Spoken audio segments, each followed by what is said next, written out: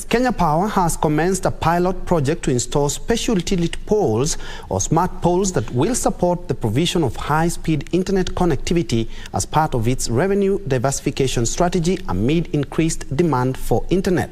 Kenya Power Managing Director Joseph Siror says the smart poles will provide an alternative way to deploy the last-mile data networks using wireless technologies, thus providing a solution to telecom service providers. Apart from revenue diversification, the Smart Poles project and the partnership with the Ministry of ICT will see Kenya Power fully automate the power grid. This is really also a conversation we are having with the Ministry of ICT to support the government, the digital transformation agenda of the government. We have our transmission lines, all of them including our sister agency, that is Ketraco.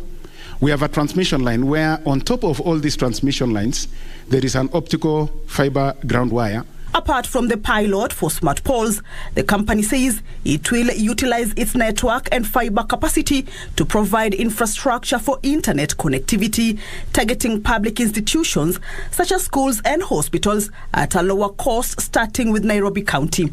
To mark our commitment towards innovation, last year the company organized a manufacturers and innovation expo that brought together power systems and energy solution providers, policymakers and other stakeholders within the sector.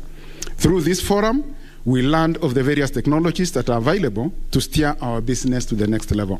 The forum brought together engineers to discuss challenges facing the grid and innovative solutions that can be deployed to enhance system efficiency and the capacity of the grid to adequately serve customers and guarantee better performance for the company. Power is an indispensable enabler towards the realization of the developmental agenda, more so to provide reliable, affordable energy to meet the everyday needs of our citizens and industries. The success of the grid company is dependent on the investments, which is basically from stakeholders and within the organizations and also government support. Similarly, the success of its stakeholders and sustainability of the organization is dependent on a viable and stable Kenya Power. Kenya Power completed the implementation of the Advanced Metering Infrastructure AMI project to protect revenue from large and medium customers who account for more than 80% of the total electricity sales.